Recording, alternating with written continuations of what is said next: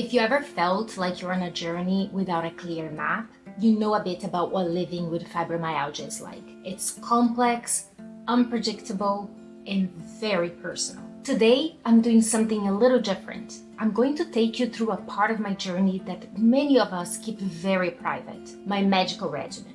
I'm opening up about all the medications I take for fibromyalgia. Yes, all of them. Sharing such personal information is not common. And yes, there is a lot of security in keeping medical records private. So why am I sharing this on the internet? Because I want to challenge the stigma surrounding medication. I want those of you who rely on the medications to manage your conditions to not feel alone or ashamed. These medications are not just drugs. They enable me to live a fulfilling life, to travel, to run my YouTube channel, and to enjoy life. Hi friends, I'm Daniela and welcome to Through the Looking Glass, where we foster resilience and inspire lives. Before we dive in, here is an important disclaimer. I am not a doctor.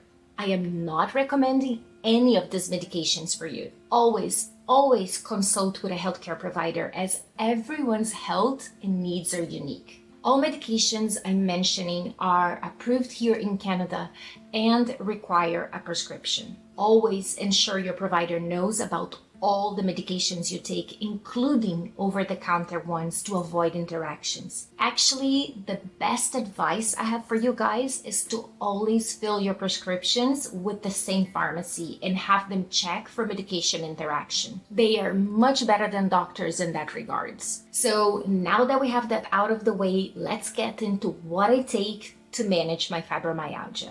The first line of medications is muscle relaxants. The muscle relaxant I take is called tinazidine. Tinazidine is a drug for managing spasticity. Spasticity means stiff or rigid muscles. It is an alpha-2 receptor agonist, which refers to a type of medication that activates alpha-2 adrenergic receptors in the body. To help you understand this concept, imagine receptors on the surface of a cell as locks. Each lock is unique and only fits certain keys. Natural substances in the body, like a hormone or a neurotransmitter, are keys. When the right key fits into the lock, it turns the lock and activates or changes the cell's function. Agonist drugs are like keys that fit perfectly into the lock or the receptor and turn it to activate the cell, just like the body's natural substances. Antagonist drugs, on the other hand, are like fake keys that fit into the lock but don't turn it. They just sit there blocking the lock. This prevents the real keys, which are the natural body substances, fitting into the lock and turning it. In the case of tinazidine, it's like having extra keys going around that actually work. When an alpha-2 receptor agonist, which is the medication, binds to these receptors, it has the effect of reducing the release of the neurotransmitter norepinephrine. This results in decreasing sympathetic response, analgesia, sedation, and lowering blood pressure. Tinazidine is typically used for multiple sclerosis, brain injury, or spinal injury. It has also been shown to be clinically effective in managing neck and lumbosacral neuralgia with myofascial components to their pain. This drug works wonders for me. I take it at night because it does make me feel drowsy and sleepy, and I can really tell the difference in the amount of pain I'm at the next day if I don't take it. The next category of drugs I use is sleeping pills. I take Zopiclone. Zopiclone belongs to a class of medications known as non-benzodiazepine hypnotics. It modulates the activity of GABA, an inhibitory neurotransmitter that calms brain activity, helping to induce sleepiness, decreases the time it takes to fall asleep, and lengthen the sleep duration. Now, sleeping pills are a very dangerous kind of medication because they lead to dependency, and they're only meant to be used for a very short period of time. I have such a severe sleep disturbance and night terrors that without this medication, I don't get any sleep. Lack of sleep, and specifically lack of deep sleep, really increases inflammation levels on the body. So you can imagine what that does to someone with fibromyalgia. I started taking 5 milligrams, then I had to go to 7.5, and now I take 1.5 tablets of the 7.5 milligrams. You can see how that is becoming a problem, and I'm working with my doctor to make sure I don't need to increase the dosage further, but still ensuring I get deep sleep. Then I take anti-inflammatories. The anti-inflammatory that I take is called meloxicam. This non-steroidal anti-inflammatory drug is primarily used to alleviate pain and reduce inflammation in conditions such as osteoarthritis and rheumatoid arthritis. It functions by inhibiting COX enzymes. These enzymes are critical for the biosynthesis of prostaglandins, which are lipid compounds that significantly influence inflammation, pain, and fever. They block the active site of COX enzymes, preventing them from producing prostaglandins, thereby reducing pain and inflammation. While effective for managing pain and inflammation, anti-inflammatories can cause significant gastrointestinal issues like stomach pain, nausea, and even potentially ulcers.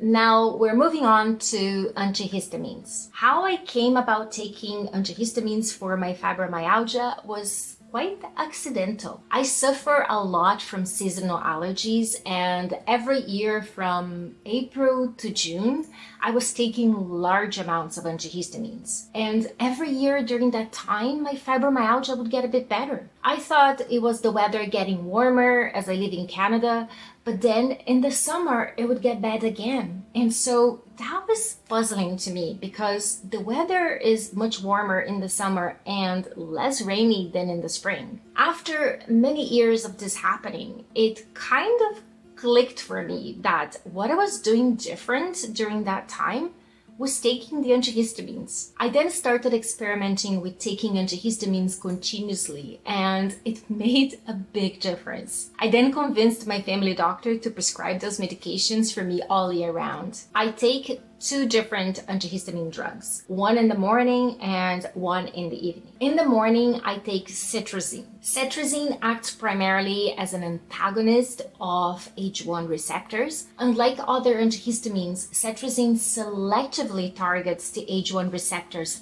outside of the brain. It has minimal ability to cross the blood-brain barrier, which means it has less sedating effects compared to first-generation antihistamines, and that is why I take it in the morning. By blocking H1 receptors, cetirizine prevents histamine from binding and signaling the body to react. Now, how does that help with fibromyalgia? I don't really know. There is very little scientific data about its use in management of fibromyalgia, but with the newer theories of fibromyalgia having an immune component to it, I think it will make sense in the future. There's also some discussion in the literature about histamines making symptoms of fibromyalgia worse. The theory states that elevated levels of histamine contributes to pain and fatigue. At night, I take hydroxyzine. Hydroxyzine also blocks H1 receptors on cells in the body,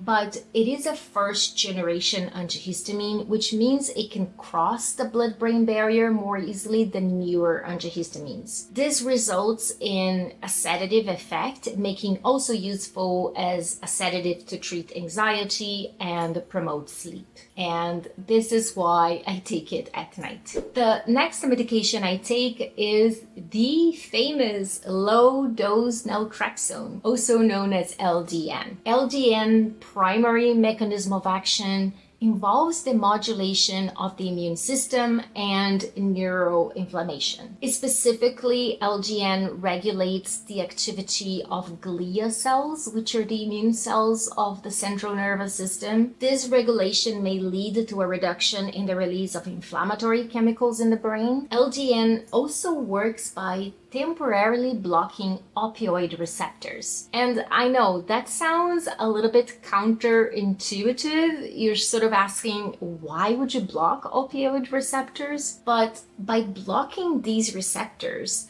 LDN triggers the brain to increase its own productions of endorphins, which is the body's natural painkillers. This is known as the rebound effect, where after the blockage, there is a surge in endorphin levels, which can enhance mood, provide pain relief, and modulate the immune response. And then the last medication I take, and it's the only one I take on as needed basis, is opioids. Oxycodon is a powerful opioid medication commonly prescribed for managing moderate to severe pain. Oxycodon primarily works by binding to opioid receptors in the brain, spinal cord, and other parts of the body. By activating these receptors, it mimics the effect of endorphins, which are the body's natural painkillers. Besides reducing pain, oxycodon also affects the area of the brain that manage the emotional response to pain. This can result in a sense of well-being or euphoria, which is one reason why opioids have a high potential for abuse. Due to its potent effects and the high it can induce, oxycodon carries a significant risk of addiction and psychological dependence. Opioids must be prescribed and managed carefully under the guidance of a healthcare provider, taking into account the patient's medical history, the presence of chronic conditions,